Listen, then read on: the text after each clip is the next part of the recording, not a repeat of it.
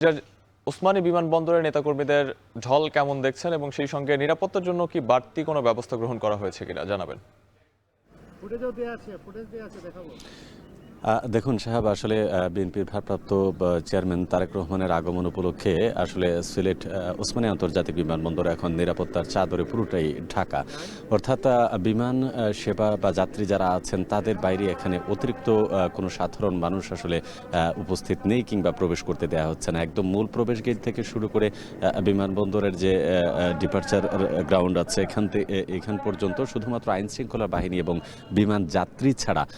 আপাতত আসলে এখানে কেউ নেই। আমরা দেখতে পাচ্ছি যে সিলেট মেট্রোপলিটন পুলিশ এবং গোয়েন্দা বিভাগের বিভিন্ন ইউনিট, পাশাপাশি সেনাবাহিনী সহ অর্থাৎ আইন শৃঙ্খলা বাহিনীর যতটি সেক্টর আছে প্রত্যেকটি সেক্টরে নিরাপত্তা কর্মীরা আসলে এখানে উপস্থিত রয়েছেন এবং সর্বোচ্চ নিরাপত্তা ব্যবস্থা নেওয়া হয়েছে। যে বিষয়টি আপনি জানতে চাচ্ছেন যে এখানে নেতাকর্মীরা আসছেন কিনা, গতকালকেই মূলত বিএনপির পক্ষ থেকে বলা হয়েছে এয়ারপোর্ট যাতে কেউ না আসেন এবং একদম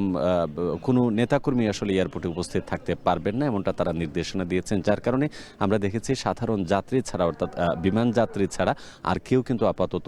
বিমানবন্দরের প্রবেশ নেই এবং অনেক কিছু সীমাবদ্ধতা নিয়ে আসছে। গতকাল সিলেট মেট্রোপলিটন পুলিশের পক্ষ থেকে পুলিশ কমিশনার তিনি স্পষ্টভাবে বলে দিয়েছেন যে আজকে যেহেতু নিরাপত্তার বড় একটি বিষয় এবং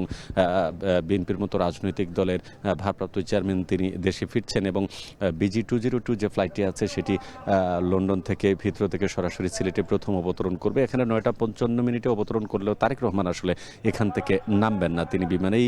অবস্থান করবেন এবং যে যাত্রা বিরতি আছে সেই বিরতি শেষে আবার ঢাকার উদ্দেশ্যে রওনা দেওয়া হবে। তো আমরা সকাল থেকে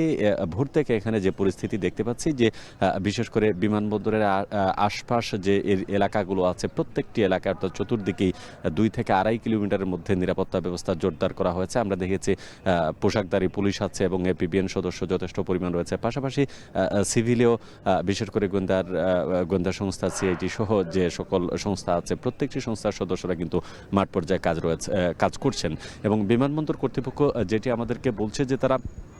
এই নিরাপত্তা ব্যবস্থা জোরদার করার জন্য বিগত 2-3 দিন আগ থেকে মূলত তাদের নানান মহড়া ছিল এবং নানানভাবে তারা প্রত্যেকটি ইউনিট তারা সক্রিয় রেখেছেন যাতে কোনো ধরনের কোনো পরিস্থিতি তৈরি না হয় এবং সর্বোচ্চ নিরাপত্তার জন্য আসলে যা যা করার দরকার আমরা সেটা দেখেছি। এটি শুধুমাত্র সিলেটের যে এয়ারপোর্টের অভ্যন্তরীণ এলাকায় এই নিরাপত্তা ব্যবস্থা তাই নয়, বরং এর বাইরেও আমরা যদি বলি যে প্রায় 1.5 কিলোমিটার জুড়ে চতুর্দিকে সব জায়গায় কিন্তু আইন শৃঙ্খলা বাহিনীর সদস্যদের উপস্থিতি রয়েছে। আমরা কথা বলছিলাম সিলেট জেলা এবং মহানগর বিএনপির নেতৃবৃন্দ যারা আছেন তারা ইতিমধ্যে গতকাল রাতেই যে তাদের ভারপ্রাপ্ত চেয়ারম্যানের দেশে আগমন উপলক্ষে তারা রাতেই আসলে ঢাকার উদ্দেশ্যে যে জনসভা হবে 300 ফিটে সেখানে তারা রওনা দিয়েছেন এবং রাতভরই সেই সন্ধ্যা 7টা থেকে